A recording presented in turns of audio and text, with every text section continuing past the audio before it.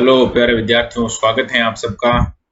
इस वीडियो में बात करेंगे अपन राजस्थान की जो इकोनॉमिक्स है उसके अंतर्गत ही एक अहम टॉपिक उद्योग। शुरुआत करते हैं। देखो, उद्योग के बारे में तो चलो उद्योग के बारे में पहले तो चर्चा कर लेते हैं अपन। जैसे आपने सबसे पहले जो रोजगार वगैरह या इस प्रकार की कुछ चीजें पढ़ी होगी, 9वीं 10वीं में पढ़ी होगी या 11वीं में भी बाई चांस में आपकी ज्योग्राफी थी तो वहाँ पढ़ी होगी आपने, जिसमें जो व्यवसाय हैं उसके अलग अलग, जो इकोनॉमी है उसके अलग अलग क्षेत्र होते हैं, जिसमें जैसे एक प्राथमिक क्षेत्र हो गया, फिर द्वितीय क्षेत्र हो गया,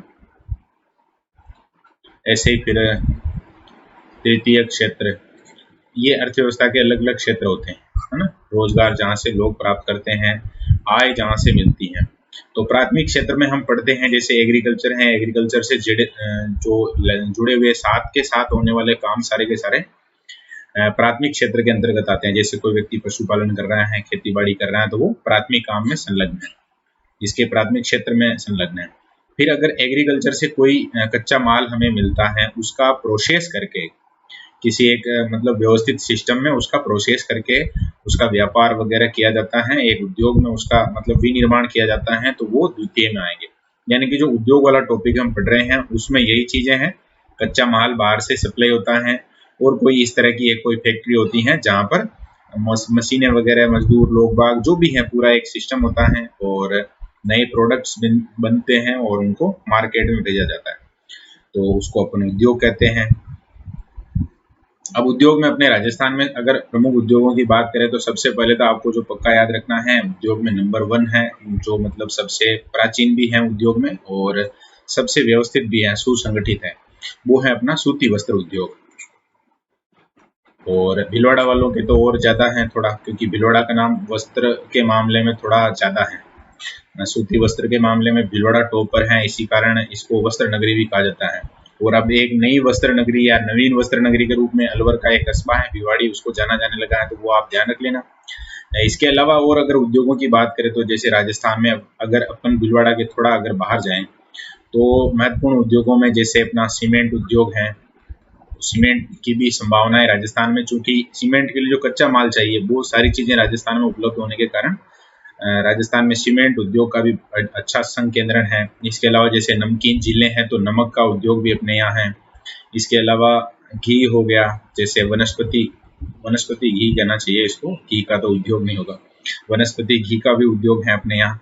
या फिर थोड़ा बड़े लेवल पर अगर बात करें तो इंजीनियरिंग उद्योग भी अपने यहाँ बहुत मतलब इंजीनियरिंग उद्योग लगभग हर जगह है, डेवलप है, लेकिन अपने राजस्थान में भी इसकी स्थिति बढ़िया है और ये हमें पढ़ना ही है। इसके अलावा केमिकल्स से रिलेटेड जैसे यूरिया वगैरह जहाँ बनते हैं वो भी उद्योग हैं सारे। तो इन महत्वपूर्ण उद्योगों के बारे में हम जानकारी करेंगे और उद्योगों का जो भी है, जैसे अपन उद्योग टॉपिक पढ़ रहे हैं तो अभी उद्योग टॉपिक में विद्यार्थी को एक दो है एग्जाम में एग्जाम पास करना है, इसीलिए चीजें याद रखनी है।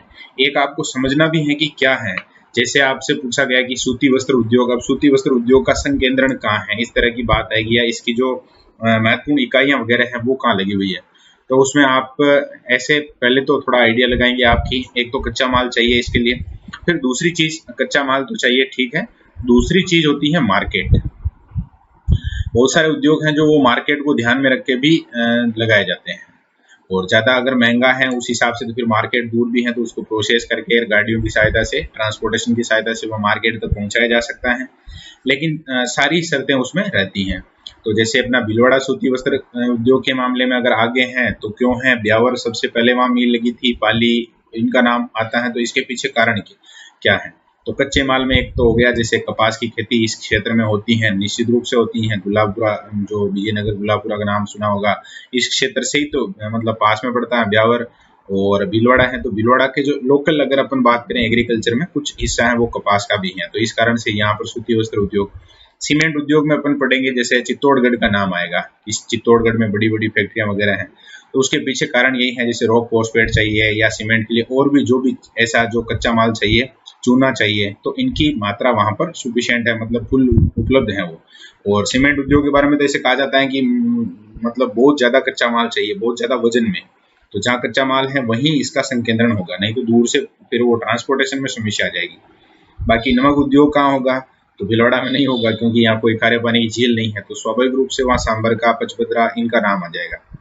और वनस्पति घी, तो ये भीलवाड़ा में थी इसकी फैक्ट्री, अभी तो उसको मतलब खत्म कर दिया है, लेकिन तो इसी हिसाब से इस तरह की स्थितियां बनती हैं। बाकी इंजीनियरिंग उद्योग की अगर बात करेंगे अपन, तो बड़े जो शहर हैं जहाँ पर इंजीनियरिंग वस्तुएं निर्मित होने के बाद उनका मार्केट उपलब्ध है, जैसे जयपुर हो गया, तो बीरिंग वगैरह वहाँ बनते हैं, सारे जो ऑटो जो भी है अपने व्हीकल वगैरह हैं उनसे संबंधित औद्योगिक इकाइयाँ वहाँ लगेगी, या फिर जैसे कोटा है, अलवर वाला क्षेत्र है, इस तरह की चीजें यहाँ आपको ध्यान रखते हुए ये टॉपिक पढ़ना है, समझना है। और जो ये तो हो गई नॉर्मल समझने की बात। एग्जाम का पैटर्न क्या है, एसएससी में ऐसे पूछा जाता है, जैसे पहली मील कहाँ लगी थी, सबसे पहले ये शुगर का कारखाना, जैसे शुगर उद्योग की हम बात नहीं कर रहे थे, इसमें लिख लेते हैं, शक्कर की जो फैक्ट्रियां हैं, तो शुगर की सबसे पहला कारखाना कहाँ लगा था, इस तरह के प्रश्न आते हैं। पहला पूछा जाता है सीमेंट का पहला कहाँ लगा था, वनस्फोर्स, या फिर ऐसे जो उपनाम वगैरह बन जाते हैं, जैसे अभी भीलवाड़ा की अपन बात कर रहे थे, वस्त्र नगरी, तो इस तरह का और भी कोई अगर कोई स्थान विशेष है और खास है, तो उन चीजों का आपको परीक्षा के लिहाज से ध्यान रखना है। कुछ ऐसी संस्थाएं भी हैं तो उनकी स्थापना कब हुई थी या इस तरह की कोई चीज है तो वो आपको याद रखनी होती है। और 5-6 मिनट तो इस मतलब प्रस्तावना कह लो इसमें चले गए। अब जो फैक्ट हैं अपने को याद करने हैं, देखते हैं उनको क्या क्या मामला है। तो सबसे पहले बात कर रहे हैं अपन सूती वस्त्र उद्योग के बारे में। तो वस्त्र के साथ ये सूती शब्द लगा हुआ है, तो ये समझ लेना। अब आजकल तो बहुत सारे ऐसे साइंटिफिक रिसर्च हो गए, तो मतलब कपास की आवश्यकता ही नहीं है और वस्त्रों का निर्माण हो जाता है, इसको अपन पॉलिस्टर वगैरह ऐसे कहते हैं। तो वो भी उद्योग हैं, लेकिन हमें मूलतः सूती वस्त्र उद्योग ही पढ़ना है, तो नाम सूती वस्त्र आ जाएगा यहाँ। तो एक तो ये याद रखना पूछा गया है, एसटीसी में भी आया हुआ प्रश्न है, राजस्थान का मैनचेस्टर किसे कहते हैं, तो भीलवाड़ा से। और ये मैनचेस्टर की कहानी शुरुआत होती है पूरी दुनिया में, जो औद्योगिक क्रांति आई थी सबसे पहले इंग्लैंड में एक जगह है अपने भीलवाड़ा जैसे एक शहर है, उसका नाम मैनचेस्टर है। तो सबसे पहले सूती वस्त्र की जो फैक्ट्रियां लगी थी वो वहां लगी थी, बस इसीलिए दुनिया में जहां भी जो वस्त्र उद्योग का संकेंद्रण होता है उसका नाम फिर वो मैनचेस्टर हो जाता है। भारत में भी, भारत के लेवल पर, इंडिया में भी, भारत में भी ऐसे हैं, दक्षिणी भारत का मैनचेस्टर, कोयम्बटूर है, ऐसे बहुत सारे नाम आते हैं, तो वो चीजें हैं। और फिर ये नवीन मैनचेस्टर आप ध्यान रख लेना, मैनचेस्टर तो भीलवाड़ा को कहते हैं, तो भिवाड़ी को और नहीं कह सकते हैं, तो फिर क्या कह दिया, उसके साथ न्यू और ऐड कर दिया। तो ये भी याद रख लेना अब, क्योंकि भीलवाड़ा सबको याद है, तो ये प्रश्न आ सकता है, भिवाड़ी अलवर। और अगर प्रश्न पूछा जाए कि राजस्थान का सबसे प्राचीन और सुसंगठित उद्योग कौन सा है, तो उसमें आपको सूती वस्त्र उद्योग सही करना है। इसके अलावा बात की गई है यहाँ पर प्रथम की, तो ये जब भी प्रथम आता है तो उसको आपको पक्का याद रखना है, ये बेसिक वाले उसमें आएगा सेगमेंट में अपने। कुछ स्टूडेंट ऐसे हैं जिनको कि भाई मेरा तो नंबर आना ही चाहिए, तो फिर ये जो प्रथम वाले ऐसे प्रश्न हैं वो कभी उनको नहीं छोड़ने। दी कृष्णा मिल्स लिमिटेड के नाम से 1889 में, और जो मालिक थे वो सेठ दामोदर दास राठी, मूलतः किताबों में इन्हीं का नाम मिलता है, सेठ दामोदर दास राठी, और इनके सहयोगी के रूप में श्याम जी कृष्ण वर्मा। तो ये याद नहीं होगा तो भी चल जाएगा, ये सेठ दामोदर दास राठी आप याद रखना, और जगह नाम याद रखना आप। सबसे पहली जो मिल लगी थी वो ब्यावर में लगी थी, और ये उस समय जब मतलब कि लगी थी उस समय की सारी इसके बारे में डिटेल है। इस कृष्णा मिल के बारे में कहा जाता है कि भाई कार्यशील हथकरघों की दृष्टि से ये राजस्थान की सबसे बड़ी सूती वस्त्र मिल है। तो समझ गए होंगे कार्यशील हथकरघों का मतलब, पहले उस समय जब लगी थी 1889 की बात कर रहे हैं, तो स्वाभाविक रूप से आज जितनी मशीनें हैं, टेक्नोलॉजी है, उतनी तो उस समय नहीं रही होगी, तो थोड़ा बहुत अंतर वहां पर देखने को मिलता है। तो याद रख लेना, कार्यशील हथकरघों की दृष्टि से सबसे टॉप सूती वस्त्र मिल कौन सी है, तो कृष्णा मिल।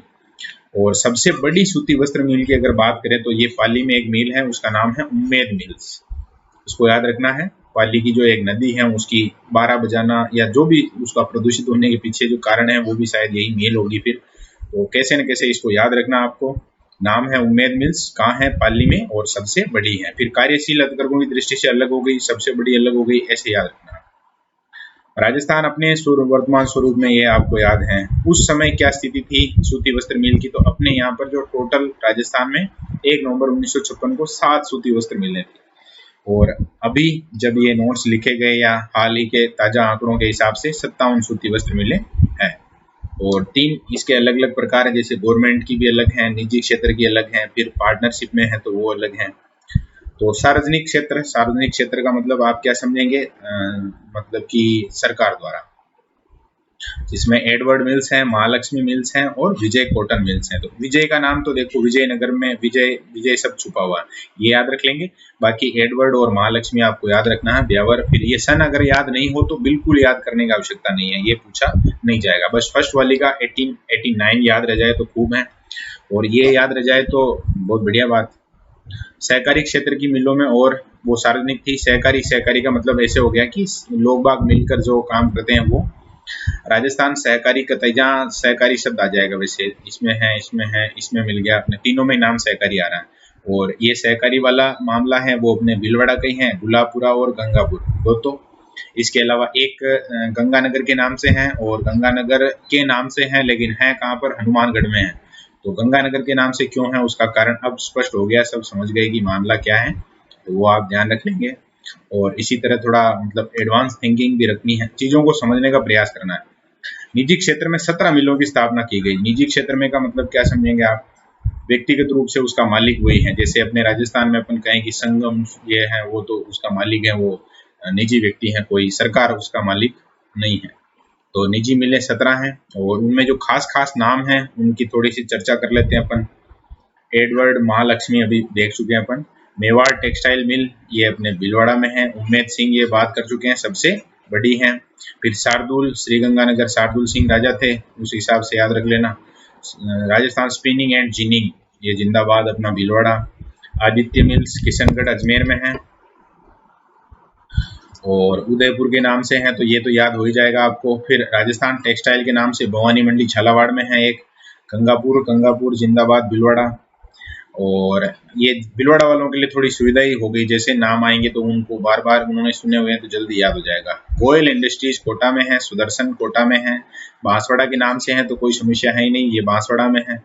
विजय विजयनगर में है। बांसवाड़ा फैब्रिक्स ये शायद तक रिपीट हो गया, हाँ, एक फैब्रिक्स है और एक सिंथेटिक्स है, तो नाम से ही है तो फिर ये तो याद करने की आवश्यकता नहीं है।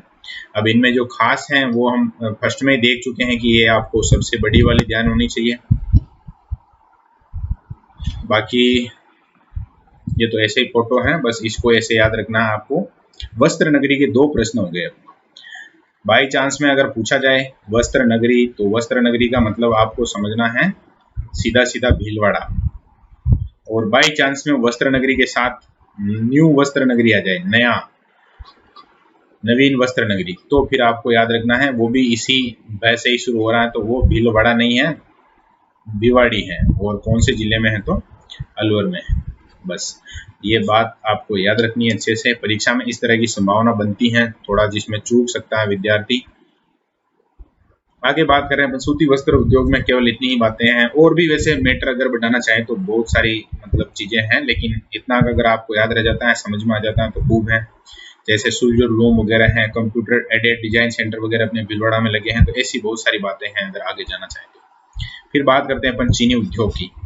तो चीनी का मतलब समझ लो आप शक्कर, और शक्कर बनानी है अगर तो उसमें चाहिए गन्ना।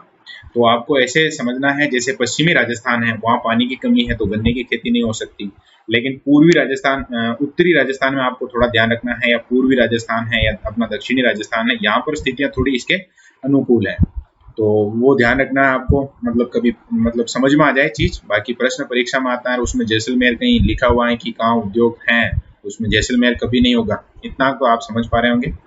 पहली जो मिल बनी थी वो चित्तौड़गढ़ में एक कस्बा है भोपाल सागर, और उसका नाम रखा था क्योंकि क्षेत्र मेवाड़ है तो मेवाड़ के नाम से मेवाड़ शुगर मिल।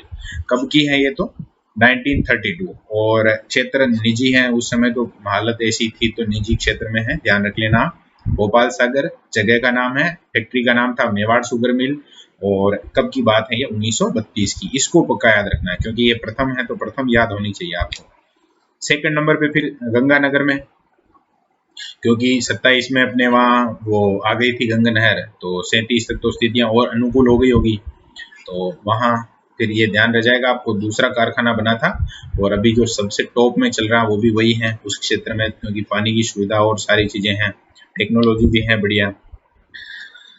1956 से गंगानगर शुगर मिल सार्वजनिक क्षेत्र में आ गई। अब सार्वजनिक क्षेत्र का मतलब ऐसे समझिए 1 नवंबर 1956 को जब अपने राजस्थान का एकीकरण हुआ तो सरकार ने उस समय कुछ ऐसे प्रयास किए कि जो निजी क्षेत्र के कुछ ऐसे बैंकों का राष्ट्रीयकरण हुआ है, ऐसी बहुत सारी चीजें हैं, तो उसी तरह से इसका भी राष्ट्रीयकरण कर लिया, मान लीजिए आप राज्यकरण कर लिया और इसको सरकार अपने अंतर्गत ले आई। तो ये थोड़ा ध्यान रख लेना आप। श्रीगंगानगर शुगर मिल्स लिमिटेड में एक योजना 1968 में आरंभ की गई चुकंदर से चीनी की। तो ऐसे भी बाई चांस कोई थोड़ा मतलब एग्जामिनर ऐसे हैं जो चाहते हैं कि देखे इनमें है या नहीं है थोड़े गुण के, तो वो चेक करने के हिसाब से ये भी दे सकते हैं कि चुकंदर से, वैसे नॉर्मल अपन जानते हैं गन्ने से बनता है, लेकिन चुकंदर से पूछ लिया तो फिर आपको ध्यान रखना वो भी वहीं श्रीगंगानगर में ही है। और रिसर्च कर लेना चुकंदर क्या है।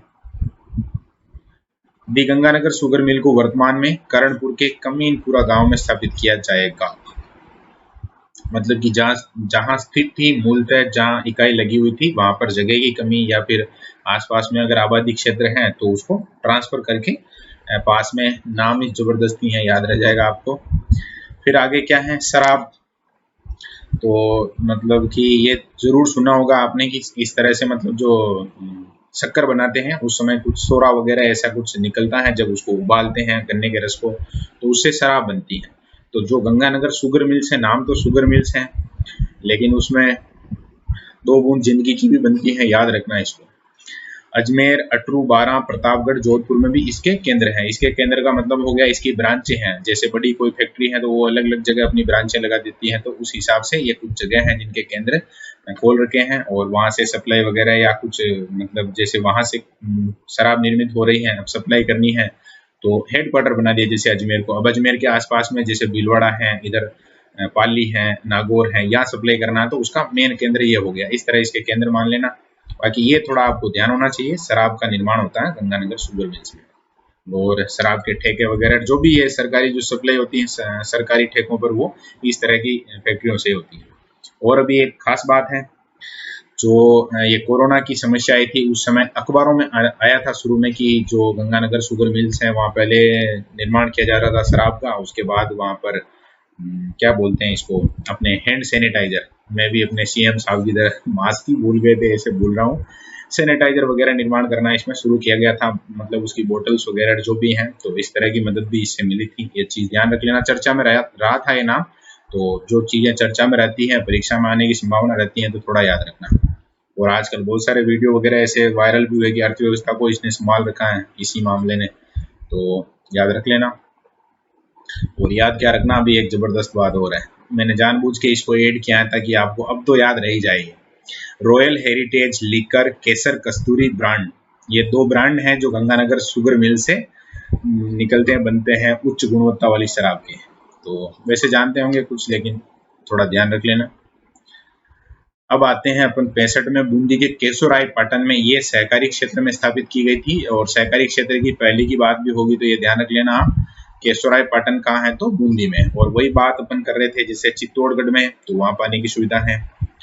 फिर दूसरे नंबर पे हमने श्रीगंगानगर पढ़ा तो वहाँ सुविधा है। फिर ये तीसरा नाम आया बूंदी का, तो यहाँ भी सुविधा है बिल्कुल। फिर उदयपुर 1976 में, और निजी क्षेत्र की थी ये, लेकिन इसमें कोई ऐसी है नहीं, कोई एक लफड़ा हुआ था उसमें वीसी महाजन समिति का गठन किया गया था, ये थोड़ा ध्यान रख लेना आप। और फिर बात करते हैं अपन सीमेंट उद्योग की। तो शक्कर उद्योग में या शुगर उद्योग में आपको ध्यान रखना है, पहले नंबर पे भोपाल सागर चित्तौड़गढ़, फिर दूसरे नंबर पे अपन गंगानगर की तरफ चले गए थे, मुंह कर गए थे, फिर तीसरे नंबर पे इधर अपना बूंदी, और फिर जो उदयपुर है वहां पर। और शराब कहाँ बनती है तो श्रीगंगानगर, आपको याद रह जाएगा, ब्रांड का नाम भी याद रहे तो और अच्छा है। और लोग बात कहते हैं कि इसका सेवन करने से कोरोना नहीं होता है, लेकिन ऐसा कुछ भी नहीं है। सीमेंट उत्पादन की दृष्टि से राजस्थान, अपने यहाँ सिस्टम ऐसा है जिस तरह से उसका उपयोग होना चाहिए उस तरह नहीं होता। अपने यहाँ तो सीधा बाल्टी भर के उपयोग करते हैं लोग बाग, इसीलिए जो चीजें हम सुनते हैं, बाकी सरकार ही बंद कर देती है अगर गड़बड़ होती तो। भारत का एक अग्रणी राज्य है सीमेंट के हिसाब से अपना राजस्थान। ये बात अपन शुरू कर रहे हैं सीमेंट उद्योग की, पहले चर्चा हो चुकी है अपनी। सीमेंट उद्योग एकमात्र ऐसा उद्योग है जिसमें वजन के हिसाब से देखें तो कच्चा माल सर्वाधिक चाहिए होता है। और इसमें सबसे अनुकूल जिला बाई चांस में पूछा जाए तो इसको याद रखना आपको, चित्तौड़गढ़, ये सीमेंट उद्योग के लिए सबसे अनुकूल है। और अब बात कर रहे हैं अपन वे इसकी शुरुआत कैसे हुई थी, प्रथम कंपनी कहाँ बनी। तो ये अगर इंडिया लेवल पर अगर बात करें अपन तो मद्रास में 1904 में पहली बार समुद्री सीपियां हैं उनको पीस करके और सीमेंट बनाने का प्रयास किया, हालांकि वो असफल रहा। उसके बाद धीरे धीरे चीजें अनुकूल हुई तो अपने यहाँ राजस्थान में एक बूंदी में एक कस्बा है लाखेरी, इसको याद रखना है। यहाँ पर पहला सीमेंट कारखाना, सीमेंट संयंत्र स्थापित किया गया था और कंपनी थी क्लिफ निकलसन। अब समझ लीजिए आप, इंग्लैंड की बाहर की कंपनी थी। सन अगर पूछा जाए तो 1915, कुछ किताबों में आगे पीछे हो जाता है लेकिन 1915 इसका आप मानकर चलिए। दक्षिण एशिया का सबसे बड़ा सीमेंट का कारखाना जयपुर उद्योग लिमिटेड सवाई माधोपुर में स्थापित किया गया है, जो वर्तमान में बंद है। ये थोड़ा ध्यान रख लेना आप। नाम जयपुर उद्योग के नाम से हैं और है सवाई माधोपुर। वैसे सवाई माधोपुर जो नाम पड़ा है वो भी जयपुर के राजा के नाम पे ही है, आसपास में है तो उस हिसाब से। फिर जेके सीमेंट निम्बाहेड़ा का कारखाना सर्वाधिक सीमेंट उत्पादन वाला कारखाना है, या थोड़ा लिखने में आप सही कर लेना नोट्स में इसको। और सबसे कम उत्पादन, ऐसे वैसे पूछते नहीं है कि सबसे कम वाला, लेकिन थोड़ा ध्यान रख लेना आप। या मुझे ऐसे लगता है कि सबसे कम के बजाय आप श्री राम सीमेंट जो है वो कहाँ है, तो रामनगर कोटा में है। और ब्यावर में कौन सी कंपनी है, श्री सीमेंट की है। ये उत्तरी भारत की सबसे बड़ी कंपनी है, ये भी आप ध्यान रखेंगे। तो सीमेंट में एक ही नाम आपको याद रखना है, वो नाम है चित्तौड़गढ़। सबसे जो अनुकूल जिला है, और अनुकूल का मतलब भी हम समझ चुके हैं, वैसे पहले नाम आ चुका है। अनुकूल का मतलब है वहां पर कच्चे माल की जो उपलब्धता है वो सर्वाधिक है, क्योंकि ये फोटो है उससे आप समझ जाएंगे कि सीमेंट उद्योग में जो कच्चा माल है उसका वजन ज्यादा होता है। मतलब कि अगर कच्चा माल जहाँ उपलब्ध है वहां से अगर बहुत दूर आप स्थापित कर रहे हैं तो उसमें आप नुकसान में रह सकते हैं उद्योग में। और इसी में सफेद सीमेंट भी आता है, सीमेंट के साथ साथ इसको भी अपन पढ़ लेते हैं सफेद सीमेंट वाले को। और इसका भी ये जो नागौर में एक कस्बा है गोटन, वहां का प्रश्न पहले पूछा गया है, तो थोड़ा आप ध्यान रख लेना। एक कारखाना गोटन नागौर में है और एक खारिया खंगार जोधपुर में है। तो प्रथम की बात करें अपन तो गोटन नागौर, इसको आपको 100% याद रखना है। ये प्रश्न परीक्षा में आने जैसा है। प्रथम सफेद सीमेंट का कारखाना, सीमेंट की बात करेंगे तो उस समय लाखेरी है, लेकिन प्रथम सफेद सीमेंट की बात होगी तो गोटन नागौर। इसके अलावा दूसरा अगर है तो खारिया खंगार जो कि जोधपुर में है। फिर और भी हैं जैसे जो स्थापित किए गए, मांगरोल है एक कस्बा, और खारिया खंगार जोधपुर में जो सीमेंट का कारखाना है वो सबसे बड़ा है, और जो उसका ब्रांड है वो है बिड़ला। पोर्टलैंड सीमेंट का उत्पादन डीएलएफ कंपनी द्वारा किया जाता है। ऐसा कोई प्रश्न आएगा नहीं, लेकिन ध्यान रख लेना कहीं बाई चांस में आ जाता है। राज्य का सीमेंट उत्पादन की दृष्टि से भारत में रैंक 1, और ये पोजलाना इस विशिष्ट किस्में है। पोर्टलैंड और पोजलाना मतलब सीमेंट के अलग अलग वो ब्रांड है, क्वालिटी है सीमेंट की, जिस हिसाब से इनको वर्गीकृत कर रखा है। और मिनी सीमेंट के कारखानों में कोटपुतली, नीमका थाना, हिंडौर, अबू रोड, बांसवाड़ा पूछा नहीं जाएगा कोई प्रश्न, ऐसा आपको ध्यान रखने की आवश्यकता नहीं है। मंगलम सीमेंट कहाँ है, कोटा मोडक। सवाई माधोपुर में एक त्रिशूल छाप सीमेंट बनता है, और चित्तौड़ में बनता है चेतक छाप। तो ये तो चेतक तो याद रह जाएगा अब आपको। तो सीमेंट उद्योग के बारे में इतना ज्यादा डिटेल में नहीं। कच्चा माल कौन कौन सा होता है, तो उसमें रॉक फॉस्फेट है, इसके अलावा चूना पत्थर है। चूना पत्थर अपने इस मेवाड़ क्षेत्र में मिलता ही है। बाकी जिनके भी नाम आ रहे हैं जहाँ स्थापित है तो थोड़ा बहुत उसमें जिप्सम वगैरह, तो ये जहाँ मिलते हैं वहीं इनकी स्थापना, उद्योग की स्थापना भी हुई है। तो बात करते हैं कांच उद्योग के बारे में अपन। सबसे पहले तो आपको ध्यान रखना है, कांच उद्योग के मामले में अपना जो राज्य है वो दूसरे नंबर पे है। फर्स्ट हरियाणा है, सेकंड नंबर पे राजस्थान है। और यासिली का शब्द आया है तो ये इसी कांच उद्योग से जुड़ा हुआ ही शब्द है, कोई ऐसे अलग मत सोच लेना आप। फिर इसमें जो यूज होने वाले कुछ पदार्थ हैं जिनमें सीसा, सोडियम सल्फेट, बालू मिट्टी, सिलिका कच्चे माल के रूप में यूज होते हैं, और इनकी उपलब्धता अपने यहाँ भी ठीक ठाक है। इसीलिए अपना राजस्थान का स्थान दूसरे नंबर पे है पूरे भारत में। और सर्वाधिक अगर ये फैलाव रखता है तो किसमें है, तो थोड़ा एक देखिए आप। जैसे हम बात कर रहे थे अभी कि भाई फर्स्ट रैंक पे कौन है, हरियाणा है। अब हरियाणा के आसपास के जिलों में ही जाएंगे अपन तो कौन सा मिलेगा, धौलपुर। तो टेक्नोलॉजी जैसे आसपास में कोई उद्योग है तो वही टेक्नोलॉजी थोड़ी आगे विस्तार करती है, तो उस हिसाब से आप याद रख लेना। अपना जो धौलपुर है वहां पर जो कांच उद्योग है उसका सर्वाधिक विस्तार है, और वहां पर एक कंपनी है उसका नाम है the high technique precision glass works. ये पूछा गया है पहले एग्जाम में, इसको पक्का याद रखना है। High technical precision glass factory, glass work. तो ग्लास का मतलब कांच से है, तो वैसे अगर नाम आएगा ये उस समय तो आप धौलपुर, इसमें जिला पूछेंगे तो धौलपुर कर लेंगे, लेकिन बाई चांस प्रश्न ऐसे आ गया कि निम्न में से धौलपुर में कौन सी कंपनी स्थित है, तो फिर ये ध्यान रखना आपको high tech high technique precision glass works. और क्या क्या है, कहाँ है, तो उसमें एक जैसे शराब कहाँ बनती है, बात कर रहे थे अपन गंगानगर में, तो वहाँ शराब को भरने के लिए बोतलें चाहिए, वो कांच की होती हैं, तो फिर ये उद्योग वहाँ चालू हो गया, वो याद रह जाएगा आपको। वर्तमान में ये बंद है, ये थोड़ा सा इधर से गड़बड़ हो गया मामला अपना, तो इसको सही कर लेते हैं अपन, ये बोतल वाला। लेकिन ये जो हमने नोट्स बनाए हैं वो थोड़े बेग के हैं, अभी इसको वापस से शुरू किया है। और धौलपुर ग्लास वर्क्स हैं, वो धौलपुर में है, निजी क्षेत्र का उपक्रम है। अभी प्रिसीजन वाला देखा था वो अलग है, ये ग्लास वर्क्स वाला अलग है। सेम कोर अगर नाम आता है, ये देखो मैंने धौलपुर के लिए इसीलिए कहा था, उस प्रिसीजन टेक्निक को याद रखना है। सेम कोर अगर नाम आएगा तो वो कोटा में है। और सेम कोर में शब्द शुरू वाला जो दो शब्द हैं उससे याद रखना आप, ये सैमसंग कंपनी की है। और काम क्या करते हैं, तो ये पिक्चर ट्यूब का निर्माण करते हैं, कांच की बनती है जो। अलवर में है वॉस एंड लाम, भिवाड़ी अलवर में है, इसको भी आप ध्यान रखना। लेंस चश्मे वगैरह बनते हैं इसमें, जो कांच से बनने वाली चीजें हैं। और एक सिरेमिक पार्क है जो कहाँ स्थापित किया गया है, बीकानेर। नोट्स में आपको ये नाम ऐड करना, बीकानेर का एक कस्बा है जिसका नाम है खारा। खारा का मतलब वो नमकीन वाला खारा नहीं, खारा एक कस्बे का नाम है, तो इसको भी आपको याद रखना है। और वहां पर ये सिरेमिक पार्क स्थापित किया गया है। आगे बात कर रहे हैं अपन ऊन उद्योग, तो ऊन उद्योग से पहले इसका वापस से रिवाइज कर लेते हैं अपन। ग्लास उद्योग में नंबर 2 पर है पूरे इंडिया में अपना जो स्थान वो। फिर अपने यहाँ जो नंबर 1 है वो धौलपुर है, आपको याद रखना है। और धौलपुर कैसे याद रहेगा उसका थोड़ा सा लॉजिक मैंने बताया कि हरियाणा के जैसे मतलब सटा हुआ भले ही नहीं है, लेकिन हरियाणा की तरफ ही है, इतना ज्यादा दूर नहीं है, ज्यादा अनुकूल धौलपुर में है स्थितियाँ, सिलिका वगैरह वहाँ मिलती है, उस हिसाब से ये धौलपुर में है, तो थोड़ा आप याद रख लेना इसको। और इसके अलावा फिर धौलपुर के बाद और जो नाम आए हैं उसमें Samcor glass industries Kota को आपको याद रखना है अच्छे से, और याद होना चाहिए। इसके अलावा बोतलें कहाँ बनती हैं कांच की, तो वो गंगानगर आपको याद रखना है। अलवर की कंपनी वॉस एंड लाम अगर याद रह जाए तो बहुत अच्छी बात है, जहाँ लेंस और चश्मे वगैरह बनते हैं। और इससे संबंधित जो पार्क है, सिरेमिक पार्क है, वो बीकानेर के कस्बे खारा में है। अब बात करते हैं अपन ऊन उद्योग की। तो ऊन उद्योग का तो टॉपिक वैसे आज भी हम पढ़ ही रहे थे। भारत की लगभग 16.7% भेड़ें अपने राजस्थान में पाली जाती हैं, और देश का जो अगर ऊन का परसेंटेज अपन देखें प्रोडक्शन का, तो 40% ऊन है वो केवल राजस्थान से उत्पादित होती है। उसमें ऊंट की ऊन भी आ गई और ये भेड़ वाली भी। और अभी जो हमने वो बात की थी, राजस्थान का जो इकोनॉमिक सर्वे आता है उसमें 35% था ऊन का उत्पादन, उसमें ऐसा बताया गया था। तो इसको याद नहीं रखना 35 वाले को, ये सही है अपने, क्योंकि इसका एवरेज ही पूछा जाएगा और आपको ध्यान रहेगा 40%।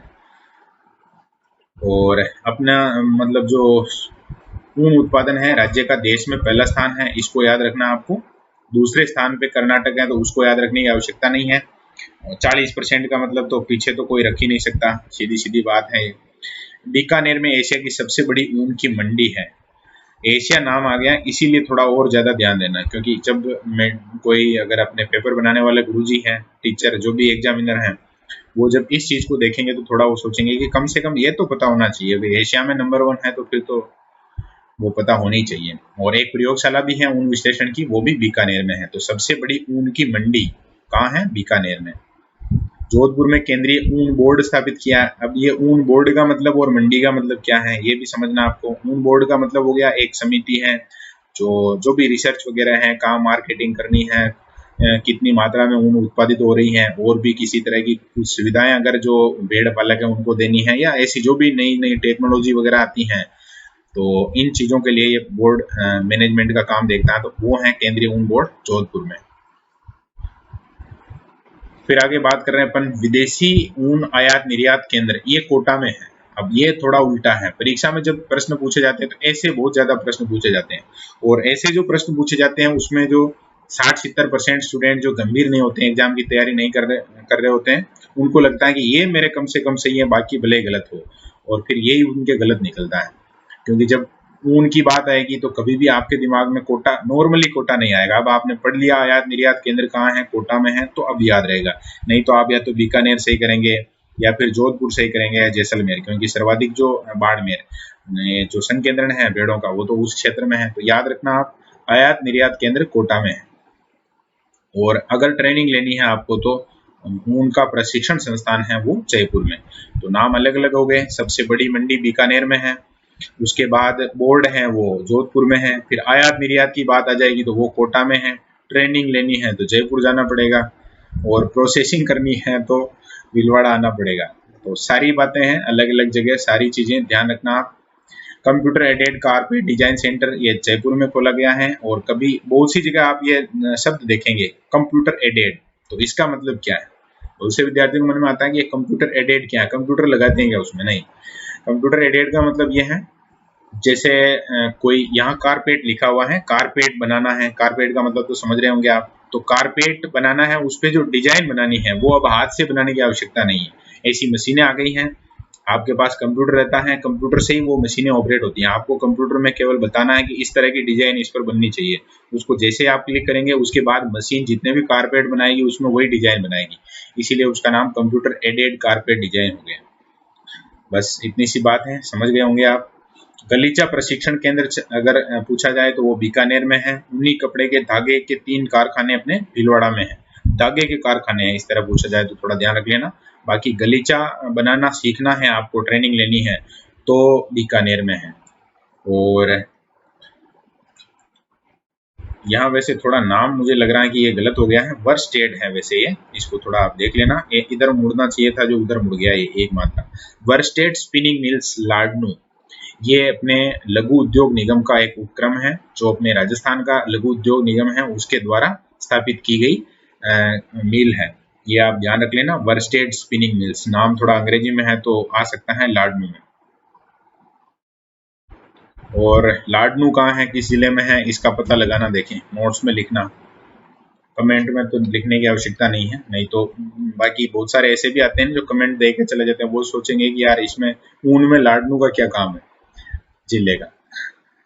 और ऊन उद्योग की बड़ी इकाइयां निम्नलिखित प्रकार से हैं, उसमें जो बड़े सेंटर हैं वो देख लीजिए। स्टेट वुलन मिल्स बीकानेर में है, जोधपुर के नाम से हैं तो बढ़िया है। वर्स्टेड अभी बात कर रहे थे अपन जो लाडनू में है, उसके अलावा एक चूरू ध्यान रख लेना। राजस्थान मिल्स बीकानेर में है, स्टेट वुलन और राजस्थान वुलन। फिर एक लाइन और लिखी है जो कि समझने की है, सबको पता है। ऊन का उत्पादन की अगर बात करें तो वो शुष्क और अर्ध शुष्क जिलों में ज्यादा होता है, क्योंकि जहाँ भेड़ें पाली जाती हैं स्वाभाविक रूप से ऊन का उत्पादन वहीं होगा, तो उत्पादन वहाँ होता है। बाकी अलग अलग जगह अलग अलग सेंटर हैं, तो उनका आप थोड़ा सा ध्यान रख लेना। एक बार वापस से रिवीजन कर लेते हैं अपन। जैसे बीकानेर का नाम आया था, सबसे बड़ी ऊन की मंडी है। उसके बाद जोधपुर का नाम आया था, वहां पर ऊन का बोर्ड है। फिर आयात निर्यात में कोटा का नाम आया था। अगर आयात निर्यात के बारे में कोई बातचीत करनी है, कोई कार्यक्रम है, तो वो वहाँ उसका सेंटर है वो कोटा में है। इसके अलावा अगर ट्रेनिंग लेनी है आपको जयपुर में जाना पड़ेगा, और प्रोसेस करनी है ऊन की जो प्रोसेसिंग इकाइयां हैं वो अपने भीलवाड़ा में है। तो इस तरह से थोड़ा सा इसका मतलब विकेंद्रीकरण हो रखा है इस अपने उद्योग का, तो थोड़ा आप ध्यान रख लेना इसका। मतलब कि डायमेंशन ज्यादा होने से प्रश्न बनने की संभावना बन जाती है, इस तरह से आप उसको याद रखना। अब बात कर रहे हैं अपन वनस्पति घी उद्योग की।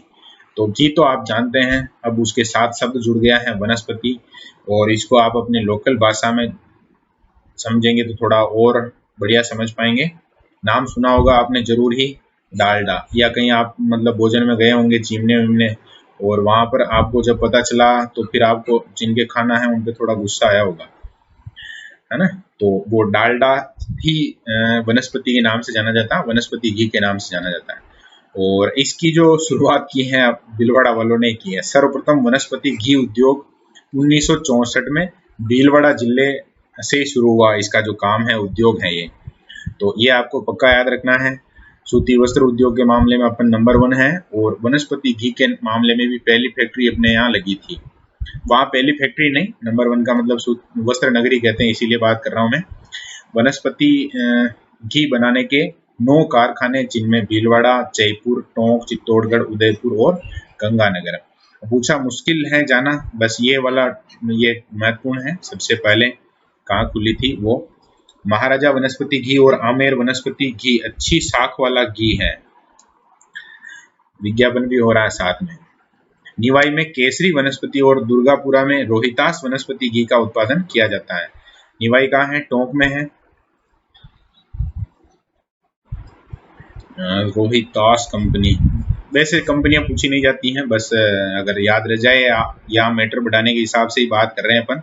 विश्वकर्मा क्षेत्र में स्थित वनस्पति तेल फैक्ट्री का नाम वीर बालक रख दिया गया है। तो वीर बालक ब्रांड से कहाँ है, इस तरह का प्रश्न कोई आ जाए, जैसे इंजन छाप आ जाता है तो वो भरतपुर का है, और इस तरह से वीर बालक शब्द अगर आ जाए तो ये विश्वकर्मा क्षेत्र जयपुर का वनस्पति तेल इस ब्रांड से बिकता है मार्केट में।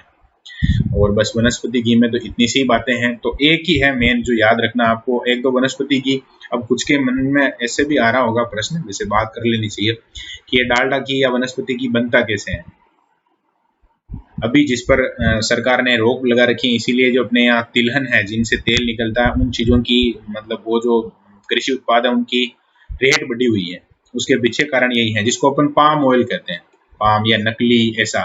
तो उसमें कुछ ऐसा मतलब मैंने सुना है, वही बता रहा हूँ, एग्जैक्ट नहीं है, कोई मैंने रिसर्च वगैरह नहीं किया इस पर, कि कुछ ऐसे शेष होते हैं, मतलब कि खुशबू होती हैं जो कि उस पाम ऑयल में मिला देते हैं, या ऐसा छोटा मोटा कुछ केमिकल, और वो घी जैसा खुशबू देने लग जाता है, घी बन जाता है।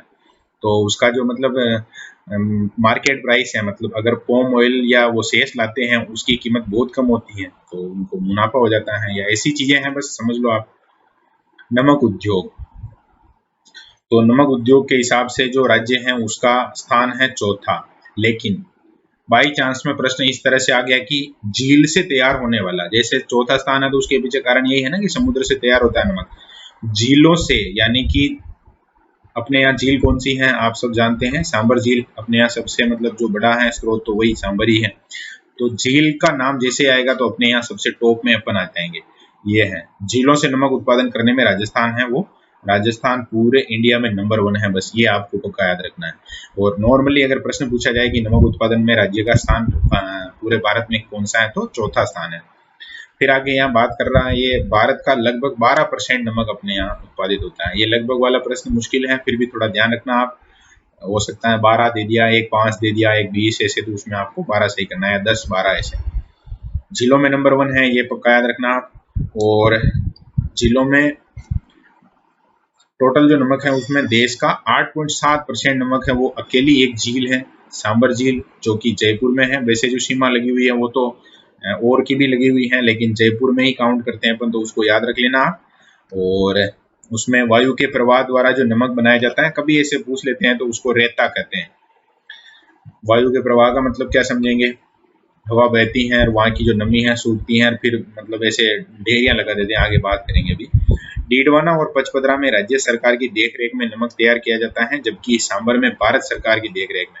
इसका मतलब आपको समझना है कि ये जो सांबर वाला हिंदुस्तान साल्ट लिमिटेड यानी सेंट्रल गवर्नमेंट के अंतर्गत आता है, और डीडवाना और पचपदरा का जो इंस्टीट्यूट है वहां पर लगे हुए स्टेट केमिकल वर्क्स के नाम से, तो उसमें स्टेट आता है, और स्टेट नाम आता है मतलब आप समझ जाएंगे कि वो जो राज्य सरकार है उसके अंतर्गत है, वहां के जितने भी उपक्रम हैं वो। और क्या बातें हैं, सांबर साल्ट लिमिटेड सांबर जयपुर में है और केंद्र का है।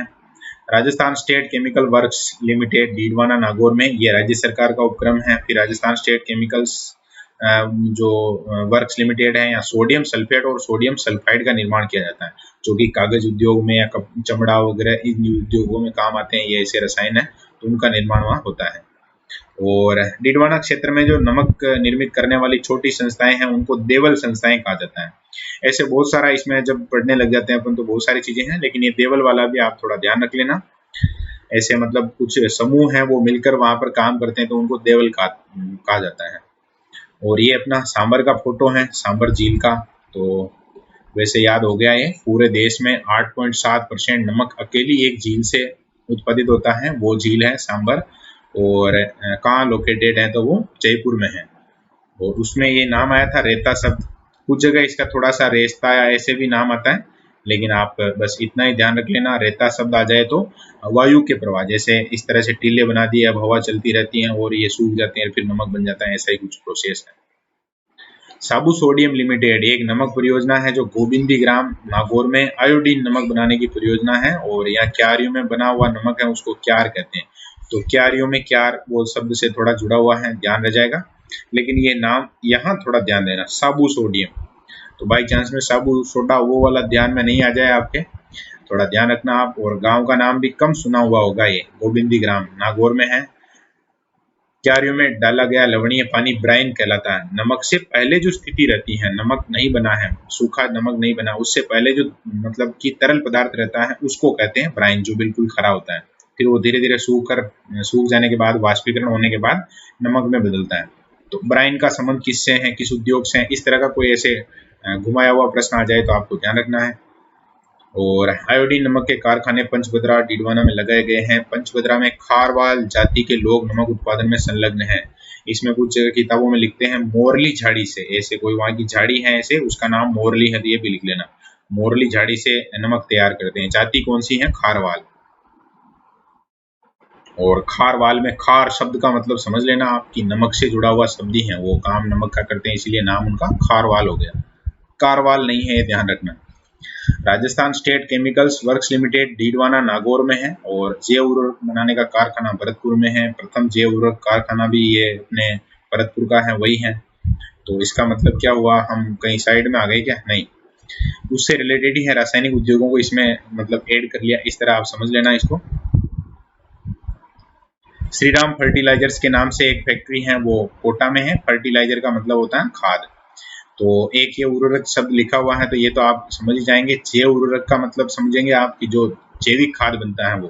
तो पहला कारखाना वो भरतपुर में है। फिर श्रीराम फर्टिलाइजर्स कोटा में है और निजी क्षेत्र में महत्वपूर्ण है। ओके, बढ़िया बात है। जिंक स्मेल्टर, जो देबारी का जिंक स्मेल्टर है, वहां से रासायनिक खाद का उत्पादन होता है। फिर खेतड़ी कॉपर प्रोजेक्ट के अंतर्गत भी रासायनिक खाद का उत्पादन किया जा रहा है। गड्डेपान कोटा में रासायनिक खाद बनाने का संयंत्र लगा हुआ है। ये परीक्षा में एक बार पहले पूछा गया था कि गड्डेपान नामक जो रासायनिक उर्वरक बनाने का कारखाना है वो किस जिले में है। तो आपको याद रखना है, गड्डेपान कोटा में है, देबारी उदयपुर में है, खेतड़ी झुंझुनू में है, श्रीराम फर्टिलाइजर्स कोटा में है और जैविक उर्वरक का कारखाना भरतपुर में है। ज्योति ट्रिपल खाद कारखाना ये खेतड़ी झुंझुनू में है, याद रखना इसको पक्का, ज्योति के नाम से है, ज्योति ट्रिपल खाद। सल्फ्यूरिक एसिड प्लांट ये अलवर में बना है। और शुष्क अमोनिया सल्फेट उर्वरक संयंत्र ये चित्तौड़गढ़ में है, इसको भी याद रखना है। शुष्क अमोनिया शब्द याद रख लेना। सल्फ्यूरिक जब आता है तो अलवर में है, शुष्क अमोनिया जब आएगा तो चित्तौड़गढ़ में है। फिर चंबल फर्टिलाइजर्स ये सबसे टॉप है, जो अभी गड्डेपान की बात कर रहे थे अपन, Chambal fertilisers and chemical industries, यही है गड्डेपान कोटा में।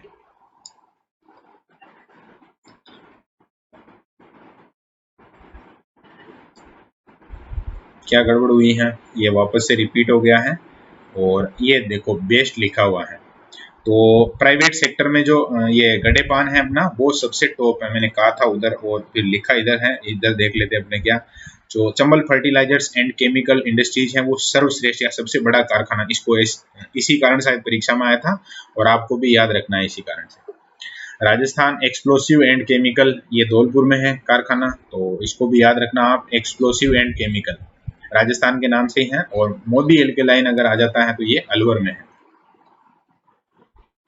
उसके बाद तो इसका मतलब ये हुआ कि नमक उद्योग के साथ ही जो रासायनिक उद्योग है उनको हमने पढ़ लिया। सारे के सारे नाम आपको ध्यान रखने हैं। रासायनिक उद्योग में अधिकतर जो ये खाद वाले कारखाने हैं उनके नाम हैं, उनको याद रख लेना आप। फिर इंजीनियरिंग उद्योग, इंजीनियरिंग उद्योग का मतलब ये हो गया जैसे जो टेक्निकल चीजें हैं सारी की सारी वो इंजीनियरिंग उद्योग के अंतर्गत आती हैं। जैसे कहीं जेसीबी वगैरह रिपेयरिंग होती है या ऐसे, तो वहाँ लिखा हुआ रहता है इंजीनियरिंग उद्योग, तो वही चीजें हैं सारी। यह नाम थोड़ा सा इसको मतलब मुझे लगता है कि ये गलत लिखा हुआ है। तो कैप्स्टन लिखा हुआ है, कैप्स्टन मीटर की कंपनी है, ये कहाँ है, जयपुर और पाली में।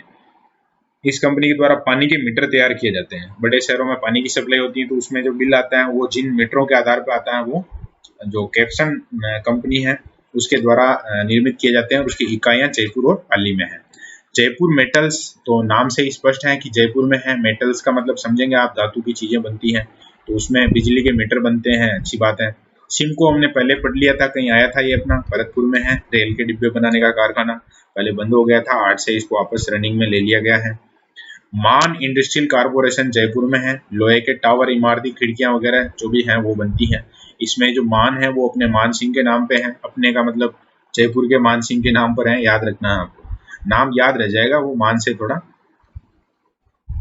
और ये है अपना इंस्ट्रूमेंटेशन लिमिटेड, ये फोटो कहाँ का है तो कोटा का है। थोड़ा दिख नहीं रहा तो मैं इधर लिख देता हूँ, इसको आपको पक्का याद रखना। इंस्ट्रूमेंटेशन लिमिटेड कहाँ है, इस तरह का प्रश्न पूछा जा सकता है। कहाँ है, कोटा में है, और ये भारत सरकार का उपक्रम है, ये भी आपको ध्यान रखना है। आगे पढ़ेंगे वैसे इसके बारे में अपन। हिंदुस्तान मशीन टूल्स HMT ये वैसे बंद हो गया है अब, लेकिन ये केंद्र सरकार का उपक्रम है और देश ने सहयोग किया था, चेकोस्लोवाकिया गणराज्य है उसने। यहाँ पहले HMT घड़ी का नाम आपने सुना होगा, वो बनती थी, और भी कुछ ऐसी मशीनें वगैरह यंत्र बनते थे। फिर ये अभी जस्ट हमने फोटो देखा था, इंस्ट्रूमेंटेशन लिमिटेड कोटा में केंद्र का उपक्रम है और मशीनें बनती हैं यहाँ से। फिर Rajasthan electronics and instrumentation limited Kanakapura, इसमें भी ये शब्द आ रहा है तो थोड़ा आप ध्यान रख लेना, जब राजस्थान इलेक्ट्रॉनिक्स शब्द और ऐड हो जाए तो फिर ये कनकपुरा जयपुर में है। केवल इंस्ट्रूमेंटेशन लिमिटेड आएगा तो उसमें आपको ध्यान रखना है कोटा। राजस्थान में इलेक्ट्रॉनिक्स कॉरपोरेशन कहाँ है, तो वो जयपुर में है, और टीवी सेट बनते हैं इसमें। नेशनल इंजीनियरिंग इंडस्ट्रीज वो भी कहाँ है, जयपुर में है, नाम से स्पष्ट है, थोड़ा याद रह जाएगा। और यही एशिया की मतलब जो सबसे बड़ी जो बेयरिंग होते हैं उनको बनाने की फैक्ट्री है, कारखाना है। अन्य महत्वपूर्ण बातों में और जो उद्योग हैं उनमें महत्वपूर्ण तथ्यों में देखिए, हिंदुस्तान जिंक ये देबारी उदयपुर है, ये सेंट्रल गवर्नमेंट का है, बस इतना से ध्यान होना चाहिए हमें। फिर हिंदुस्तान कॉपर लिमिटेड खेतड़ी, और हिंदुस्तान नाम आ रहा है उससे आप याद रख लेना, ये भी सेंट्रल गवर्नमेंट का है। राजस्थान टेलीफोन लिमिटेड, टेलीफोन कहाँ बनते थे, अब तो वो मतलब अलग बातें हो गई हैं, लेकिन जब टेलीफोन बनने की बात आए, टेलीफोन लिमिटेड की बात आए तो भिवाड़ी अलवर में है। हाई टेंशन इंसुलेटर्स ये आबू रोड सिरोही में है। आबू रोड शब्द आए तो ऐसे घबराना नहीं, वहीं जो आबू जाने का मार्ग होगा उसको आबू रोड कहेंगे। अरावली स्वचालित वाहन लिमिटेड अरावली के नाम से है और है कहाँ, अलवर में है, तो थोड़ा इसका ध्यान रख लेना आप। अरावली स्वचालित वाहन लिमिटेड, बाई चांस परीक्षा में पूछ लिया कि कहाँ है, तो अपन ऐसा नहीं कि सिरोही में इधर सही कर दें। और एक ट्रक कारखाना है लिलियन ट्रक का, वो अलवर में है। फिर लोको एम कैरिज कारखाना, ये वैगन मरम्मत के हिसाब से, मालगाड़ी के वैगन है उनको बनाने के हिसाब से लोकोमोटिव एक बार सब पहले भी आया था, ये अजमेर में है। फिर प्रथम लोको इंजन इसी कारखाने में बना था 1895, अगर आप लोगों को याद आ जाता है तो अच्छी बात है, नहीं तो याद कर लेना उसको भी। वैगन इंडस्ट्रीज कोटा में है, सिमको वैगन अगर नाम आए तो भरतपुर में है, और केवल वैगन इंडस्ट्रीज नाम आए तो कोटा में है, जहाँ ब्रॉड गेज के वैगन बनते हैं। और लघु उद्योगों के हिसाब से जो संस्थाएं हैं उसमें राजसिको है, राजकोन है, और एक आर्थिक विकास बोर्ड भी है, और इसके अलावा अपने यहाँ राजस्थान फाउंडेशन भी है। और 2016 के बाद, हाँ 2015-16 के बाद से तो बहुत सारे ऐसे कार्यक्रम आयोजित किए जा रहे हैं जिसमें उद्योग लगाने वाले जो विदेशी जो बिजनेसमैन वगैरह हैं उनको राजस्थान में बुलाया जा रहा है। अलग अलग जगह सरकार उद्योग लगाने के हिसाब से उनको छूट भी देती है, और इस तरह का प्रयास किया जा रहा है सरकार द्वारा कि लोग बाग यहाँ पर निवेश करें, बहुत सारे उद्योग लगाएं। तो रिसर्जेंट वगैरह ऐसी चीजें हैं वो चलती रहती हैं, थोड़ा आप ध्यान रख लेना। एक थोड़ा इसका आप ध्यान रखना, सीरी कहाँ है, पिलानी झुंझुनू में है। सीरी का फुल फॉर्म हो गया सेंट्रल इलेक्ट्रॉनिक और इंजीनियरिंग रिसर्च इंस्टीट्यूट, तो इसकी फुल फॉर्म सीरी हो जाएगी। कुछ जगह हिंदी किताबों में या ऐसे एग्जाम वगैरह में भी इसका नाम है वो सीधा इस तरह भी आ जाता है, तो थोड़ा ध्यान रख लेना आप। ये वही है, इलेक्ट्रॉनिक अभियांत्रिकी अनुसंधान संस्थान पिलानी झुंझुनू। काष्ठ तकनीक प्रशिक्षण, ये जोधपुर में है। काष्ठ तकनीक का मतलब यही है फर्नीचर वगैरह बनाने से संबंधित टेक्निकी, और इसके भी बहुत सारी आधुनिक मशीनें आ गई हैं जो अपने भिलवाड़ा में भी अभी स्थापित की जा चुकी हैं। पावरलूम सर्विस सेंटर अपने भिलवाड़ा और किशनगढ़ में स्थापित किए गए हैं।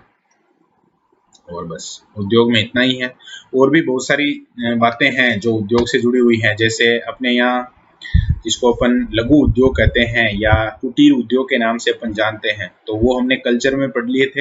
हस्तकला वगैरह हैं, सारी चीजें बहुत सारी फड़, जैसे ये खिलौने वगैरह बनते हैं, इस तरह की चीजें। या फिर जयपुर सीकर वो पढ़ते हैं अपन, जयपुर में ब्लू पोट्री है, जैसे अपने कोटा में ब्लैक पोट्री है, कागजी पोट्री अलवर में है, इस तरह की सारी बातें हैं, तो वो भी उद्योग के अंतर्गत ही आती हैं, लेकिन वो अलग से अपन पढ़ चुके हैं, तो वहां से ही आपको याद करनी है सारी चीजें। और जो महत्वपूर्ण या बड़े उद्योगों की बात करें तो ये सारे उद्योग हमने पढ़ लिए हैं, और मुझे लगता है कि ये समय भी इतना हमने दे दिया है इसको कि आपको इसमें से जो प्रश्न आएगा वो आ जाएगा परीक्षा में, गलत नहीं होगा आपका। एक बार अच्छे से आप नोट्स बना लेंगे। कुछ चीज़ें और अगर आप ऐड करना चाहें, जैसे किताब वगैरह सब पढ़ रहे हैं तो वहाँ आपको अगर लगता है कि ये चीज़ भी यहाँ छूट रही है नोट्स में मेरे और मुझे याद करनी चाहिए, तो आप वहाँ से भी ऐड कर सकते हैं, किसी तरह की कोई समस्या नहीं है। बाकी जो एसटीसी का अपना बेसिक लेवल है उसमें ये चीज़ें सफिशिएंट है, कहीं किसी प्रकार की कोई समस्या आएगी नहीं। इससे अगर बायॉन्ड अगर कोई प्रश्न आता है तो इन उद्योगों को, इन चीज़ों को अगर आपने याद कर रखा है तो आपका अनुमान वहाँ सही चला जाएगा। और शुरू में मैंने जो 5-6 मिनट लिए थे आपके, उसमें यही बात बताई थी कि जो उद्योग हैं उसके पीछे एक तो कच्चा माल है, और कच्चे माल में भी ये बातें हैं सारी। प्रश्न को अलग और ज़्यादा अलग तरीके से कोई घुमाकर पूछे, जैसे कृषि पर आधारित में सबसे बड़ा उद्योग कौन सा है, तो सूती वस्त्र उद्योग है वो कृषि आधारित ही है। दूसरा कृषि पर आधारित सबसे बड़ा कौन सा है, तो गन्ना, गन्ने से शुगर बनती है तो शुगर हो जाएगा। इस तरह जैसे खनिज पर आधारित सबसे बड़ा उद्योग कौन सा है, तो खनिज भाई ये रॉक फॉस्फेट्स और चूना पत्थर वगैरह ये क्या है, ये खनिज ही है, तो सीमेंट उद्योग खनिज पर आधारित में सबसे टॉप हो जाएगा।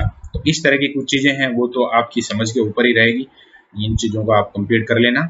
और बाकी बढ़िया अच्छे से नोट्स बना के उनका रिवीजन करते रहना, तो निश्चित रूप से याद हो जाएंगे। धन्यवाद।